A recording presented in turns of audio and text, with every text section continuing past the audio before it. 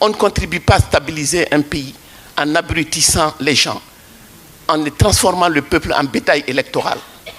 Et je plaide vraiment pour la démystification des élections présidentielles en Afrique. L'alternance politique, le changement de régime ne suffit pas. C'est le changement de paradigme économique qui s'impose. Mais cela suppose que nous prenons aujourd'hui la responsabilité d'aller plus vite et plus loin, y compris dans les langues nationales, dans cette éducation citoyenne.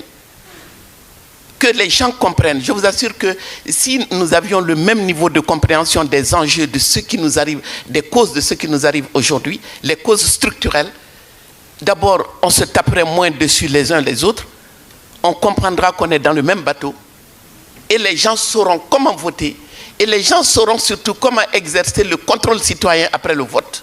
Il n'y a pas une seule élection en Afrique où l'Union européenne domine totalement. L'Union européenne finance, supervise et atteste les résultats. Et immédiatement après, impose au président élu ce qu'il y a à faire, c'est-à-dire ouvrir les marchés aux entreprises. Il ne peut pas ne pas accepter. De deux choses l'une, c'est ce que je disais avec Marc, où on ne fait pas de politique, où on entre sur la base de compromissions qu'on n'a pas la latitude d'expliquer à son peuple. C'est en cela que c'est des prises de guerre pour moi, c'est des otages. Tous autant qu'ils sont. On sait aujourd'hui pourquoi ils se frottent les mains. Parce qu'ils savent qu'il y a un si faible niveau de compréhension des enjeux qu'on peut nous pousser à tout moment à nous attaquer entre nous. Après les élections maliennes, ce sera les élections nigériennes, les élections sénégalaises. Ce sera la même histoire de transparence des urnes. Mais exigeons de nos dirigeants qu'ils nous parlent aussi des enjeux économiques, géostratégiques. Est-ce que nous allons être, je ne sais pas moi, il y a un proverbe de chez moi qui dit que le poisson se trompe s'il croit que le pêcheur est venu pour le sauver. Et si vraiment, si nous croyons que ceux qui sont l'investisseur est venu pour nous sauver, nous nous trompons lourdement. Or, pour nos dirigeants, et sans investisseurs étrangers, il n'y a pas d'investissement.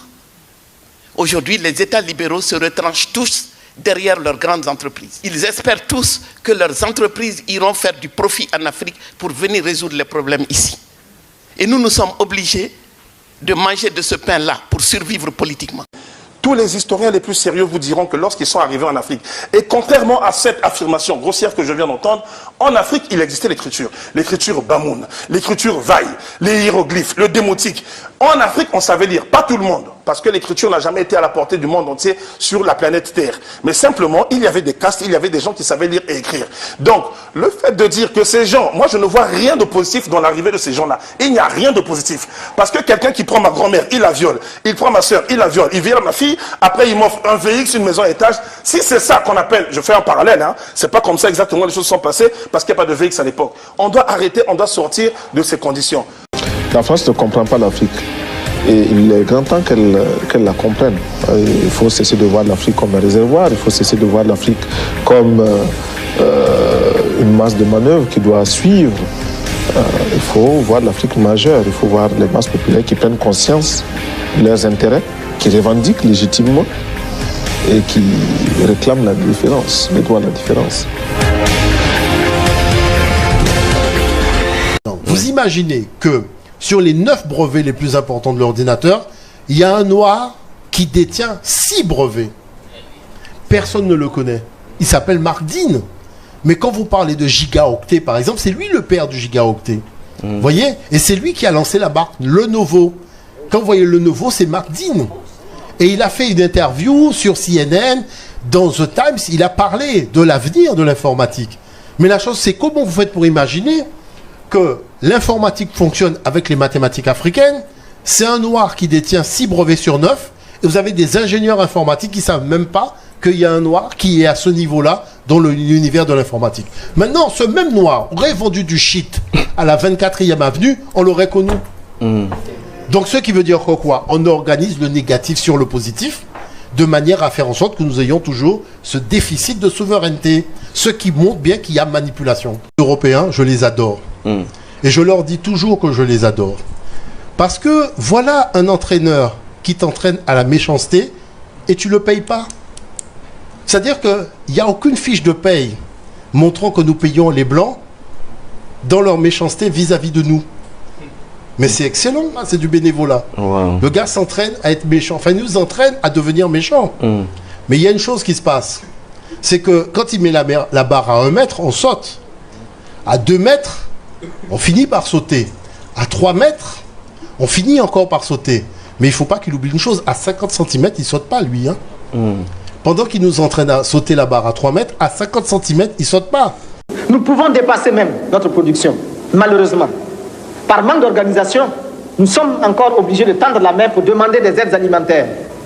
Ces aides alimentaires qui nous bloquent, qui installent dans nos esprits cette habitude, ces réflexes de mendiants, d'assister. Nous devons mettre de côté ces aides par notre grande production. Il faut réussir à produire plus. Produire plus. Produire plus parce que il est normal que celui qui vous donne à manger vous dicte également ses volontés. Ne consommons que ce que nous contrôlons. Il y en a qui demandent mais où se trouve l'impérialisme? L'impérialisme, regardez dans vos assiettes quand vous mangez les grains de riz, de maïs, de mil importés. C'est ça l'impérialisme, n'allez pas plus loin. L'Afrique ne peut pas tout attendre de l'Europe.